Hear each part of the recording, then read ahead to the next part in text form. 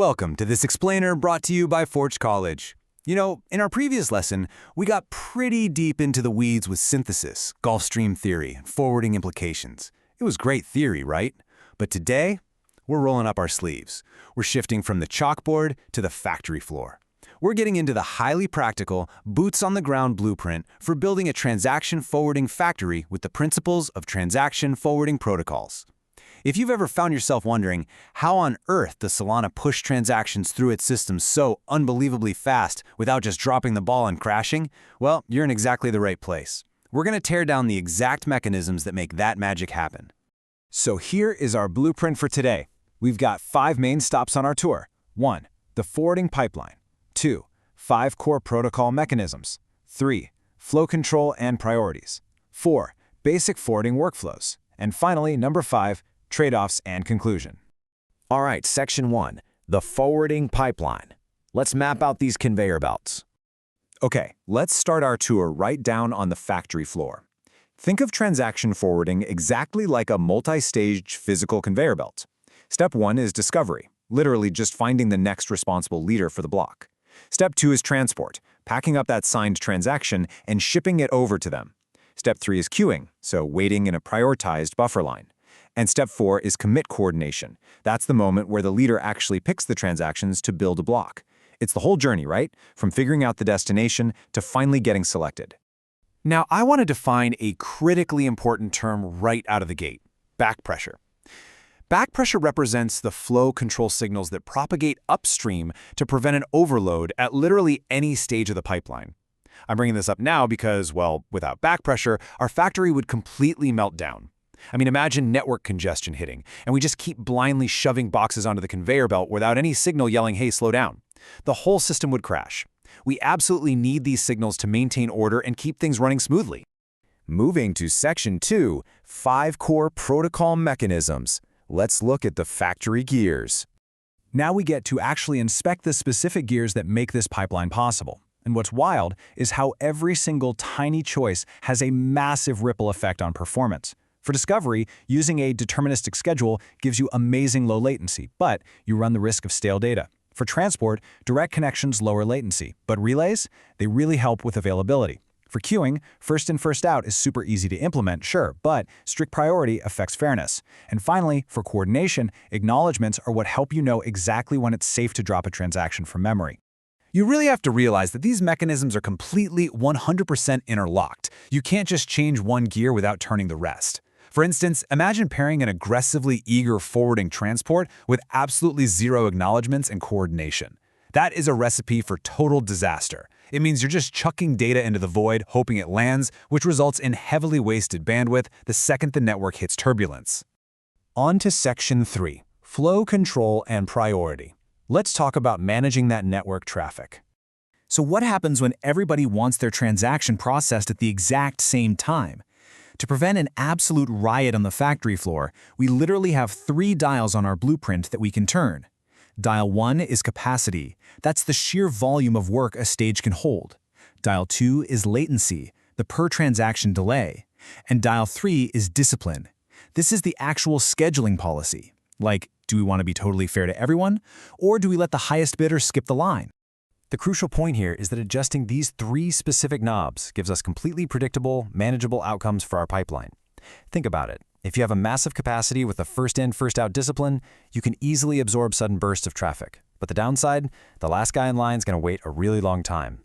On the flip side, if you use a strict priority system with a really small capacity, the high-paying transactions zoom right through. But those low-paying ones, they might literally starve and never get processed at all. It is a very delicate balancing act between these 3 variables. Oh, and we can't forget the environment we're actually operating in. As you might remember from other courses covering sea level within our Advanced Solana Concepts track here at Forge College, Solana's parallel execution model requires that leaders check transaction compatibility.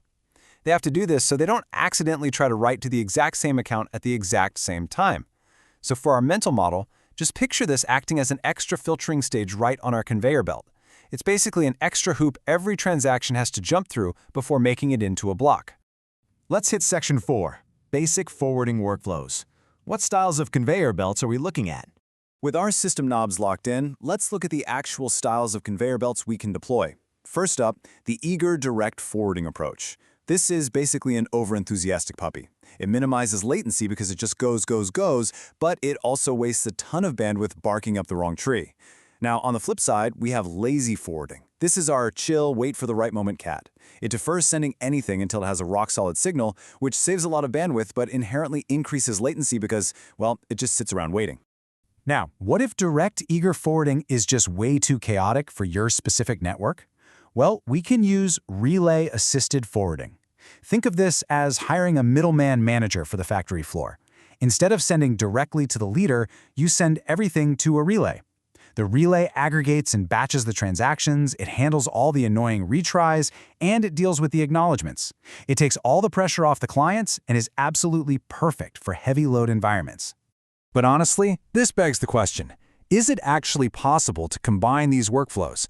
Like, can we capture the lightning-fast, low latency of the eager puppy without wasting all our precious bandwidth and resources? The answer is yes, with a hybrid approach.